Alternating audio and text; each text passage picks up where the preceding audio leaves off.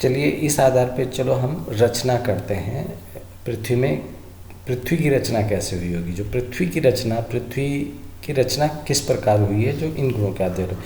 तो एक चीज़ तो है कि ये जो है विचार, जो हमें ये इलेक्ट्रोमैग्नेटिक का जो वो मिला है, ज्ञान मिला है, यहाँ से हमें तत्व आधारित ये मॉलिक्यूल आधारित ज्ञान मिला है, जिसको हमने यहाँ पर तत्व आधारित करना है। तो अब रचना, इसका जो मैटर का जो फॉर्मेशन है, ये जो मैटर है इसकी फॉर्मेशन होनी है, तो इसका पहले ज्ञान भी तो मिलना चाहिए। तो ज्ञान मिलेगा, तो ज्ञान कहाँ से मिला? स्टार को मिला। मैंने कहा ना, जैसे ही हमने आकाशगंगा बनाई, आकाशगंगा से ज्ञान किस पे चला गया? आकाशगंगा का ज्ञान सीधे किस पे गया? सूर्य पे। वो मैटर को, वो ज्ञान जब उसने दिया तो वो फ्यूजन और फिजन रिएक्शन, यानी वही conversion of potential kinetic energy into potential energy हो गया, तो उसको हम स्टार कहें। और जहाँ इस ज्ञान का जब ट्रांसफ़र हुआ उसे हम मास कहेंगे, जहाँ पर इसने ये ज्ञान दिया। तो ये इनसाइड है, ये अभी कन्वर्जन हो रहा है। क्यों? तो मैटर इधर से आता है, ठीक है ना, यहाँ एक्युमुलेट हुआ, और यहाँ अंदर क्या है? ये ज्ञान है, ठीक है ना। तो यहाँ बाहर ये पूरी की पूरी एक बाउंड्री है स्टार, और यहाँ इनसाइड हो रहा है ये, ठीक है ना। तो इसको हम कहेंगे ये मास है, where the this transformation of kinetic energy and to the potential energy is carrying on, but before that it is converging matter into kinetic energy. यानी मैटर भी है, पहले वो मैटर को खत्म करेगा काइनेटिक एनर्जी में, फिर काइनेटिक एनर्जी ट्रांसफॉर्म होगी पोटेंशियल एनर्जी में। तो जब तक पूरा मैटर कन्वर्ट नहीं होता तब तक ये स्टार नहीं बनेगा, सन नहीं बनेगा, ठीक है ना। तो एक ये थ्योरी हो गई, ठीक। अब इसका बनने का क्या है? यानी अब ये वाला ज्ञान किस में है? यानी ये विज्ञानी है भाई। अगर ये ज्ञान दे रहा है तो ज्ञान किसको दे रहा है? मास को दे रहा है। तो मास का एग्जाम्पल कौन है? जिसको, अब इस मास से होगा क्या? ये भी तो होगा। तो इसको अब हम पढ़ते हैं, तो पृथ्वी की रचना कर देते हैं, क्योंकि वैज्ञानिक है, जब ज्ञान ले रहा है तो इसका विज्ञान भी, इसका उपयोग भी तो करेगा।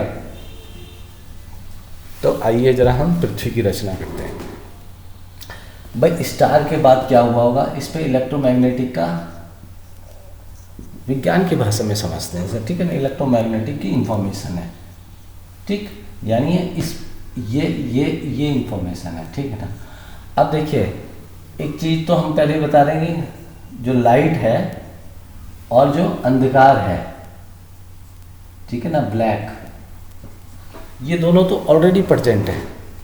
लाइट की कोई स्पीड नहीं होती है, लाइट अपने आप में स्फुटित होता है, इसका ये किसी भी प्रकार की गति नहीं करता है। तो अगर आप, आइंस्टीन कहता है कि लाइट की स्पीड होती है, तो ये कांस्टेंट है हमेशा, ये स्पीड मतलब अपना आप बनता है। तो फिर स्पीड किसकी नापी जाती है? आप कहते हो लाइट की स्पीड है। तो एक तो सबसे पहले एक मिथक और आ गया आपका कि light travels. Light does not travel, light always remain constant. प्रकाश पहले से उत्सर्जित है और ये हमेशा रहता है, ठीक है ना। जैसे ब्लैक रहता है वैसे प्रकाश रहता है। फिर ये मूव करते हुए कैसा दिखाता है? तो फिर आइंस्टीन की थ्योरी जो है, रिलेटिविटी की थ्योरी, उसको भी हम अपोज करने वाले हैं कि वो कह रहे हैं कि जब हम प्रकाश की गति से प्रकाश की ओर चलेंगे तो हमारी स्पीड हल्की हो जाती है, समय धीरे धीरे बीतता है। तो समय तो एग्जिस्ट ही एंटी इलेक्ट्रोमैग्नेटिक रेडिएशन के कारण होना। भाई इलेक्ट्रोमैग्नेटिक रेडिएशन है तो समय है। एंटी इलेक्ट्रोमैग्नेटिक रेडिएशन कब तक है? जब तक कि मैटर एग्जिस्ट करता है। यानी दोनों बराबर हैं भाई। ये जो रेडिएशन है तब तक रहेगी जब तक मैटर रहेगा, उसके बाद ना तो अंधकार की जरूरत है ना प्रकाश। तो ऑटोमेटिकली ईएम खत्म हो जाएगा, तो अपनी अपनी स्टेट में प्रकाश भी अपनी स्टेट में आ जाएगा और अंधकार भी अपनी स्टेट में आ जाएगा।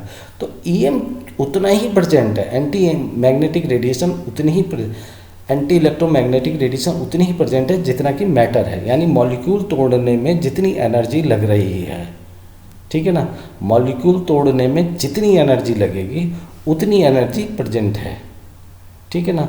अब या तो अब दूसरा क्या है? मैटर कन्वर्ट हो जाएगा काइनेटिक एनर्जी में, और काइनेटिक एनर्जी कंज्यूम हो जाएगी पोटेंशियल एनर्जी में, इससे फिर से जीरो के आप और चले जाओगे।